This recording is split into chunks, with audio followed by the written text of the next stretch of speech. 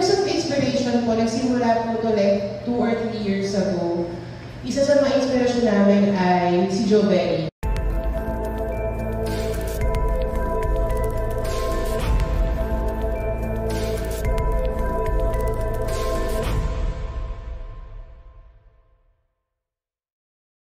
Baka pwede lang po kami makwentuhan about the inspiration behind the series, yung pagka-conceptualize nyo. Is it going to be more about the character's story or more about the cases na itatakal nila? Una po magandang hapon. In terms of inspiration po, nagsimula po ito like 2 or 3 years ago. Isa sa mga inspirasyon namin ay si Joe Berry. Siya talaga, hinahanapan namin siya ng isang palabas kung saan may tatampukulay yung kagalingan niya. With the help of Miss Denoy Punyo and Sir Dode, nakita rin namin na yung may documentary si Joe Berry before and her dad. Tapos, I think high school na palang ba nun, Joe? O, parang may eyewitness yata or sa News TV. Tapos parang pangarap niya maging lawyer. Doon pa lang nandun. So parang napag-isipan na what if kung nga tayo na eksakto may abot kami na pangarap na medical milieu-serie. Gawain tayo ng ibang milieu-serie na law system naman or yung justice system. At si Joe Berry as yung representation noon kung paano yung mga katulad ng mga manonood natin, yung mga kababayan natin kapuso at may mga tao sa ilan or marginalized na Pilipino ay matuto tungkol sa legal system to be represented by Joe Berry. So, doon nagsimula yung inspiration. And then, ano po yung second question? In terms of kung mapanood nyo, bukod dun sa mga iba't ibang kaso na ikakaharap ni Lilet at yung mga kasama niya, may kita rin natin yung unang kaso na kailangan itisin or paghahanap ng katulungan ni Joe Berry's character na si Lilet Matias, kundi yun ay yung kanyang pamilya. Yung paghahanap ng katanungan dun sa pamilya at yung karapatan niya bilang isang anak. So magkasabay po yun, yung kwento ng kanyang identity, yung pamilya niya, at pati po yung mga kasong mapapanood niyo po sa Lilet Matias. Sana po yung sagot ko po yung katanungan niyo. Maraming salamat. Thank you, Ms. Baby. My second question na po for Adolf. Reunion ni Joe. So, kumusta ulit? Working together and ano na yung mga pagbabago since then?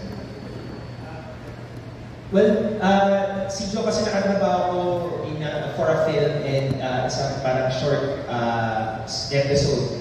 Pero through the years, actually, pag nag-uusap kami, we've been wanting, sabi ko nga sana one time magawa tayo ng serie. And now na ginagawa namin yung Lilet Matias, nakita ko naman yung maturity niya as an actress. Lalo na sa ganitong klaseng role na ang daming dimension na kailangan niya ipakita.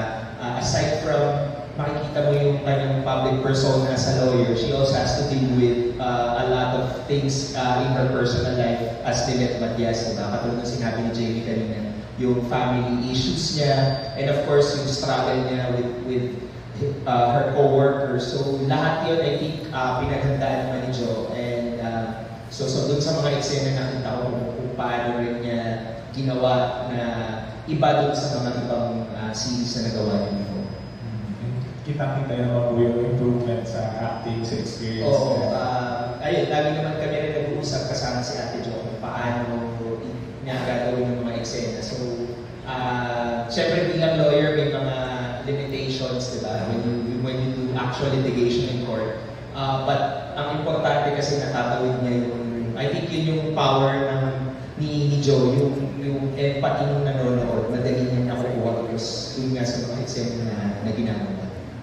Ano lang din yung reaction mo? Kasi kanina nabanggit ni Miss Jamie na sa'yo pala talaga mismo inspired yung story and they conceptualize it for you. Wala namang ibang pwede magbita kundi ikaw. Sobrang pinilig ako ngayon ko lang narinig yun. Salamat na si Jamie. Ngayon ko lang narinig na sinabi ko ng mga writers. So, sobrang overwhelmed po ako. Kasi, ayun, ang laki ng tiwala na binigay niyo sa akin na ginawa niyo to for me. Thank you. And then, syempre, ito yung mawawala. How will this be different from those shows? Kasi parang dito ka lang yung sobrang binuli or parang mas masakit yung mga ginawa sa'yo dito compared dun sa mga nakapagod. Yes.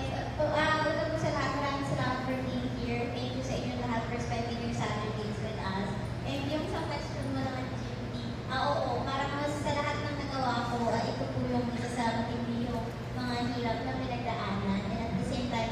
pa siya sa mga nagampanan ko na po na roles kasi nga lawyer siya dito.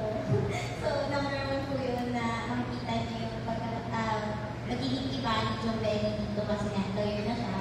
And yung mga pinagdaanan niya, nangyay po talaga from saan siya nag-start hanggang sa company niya ginamit yun nasa fuel.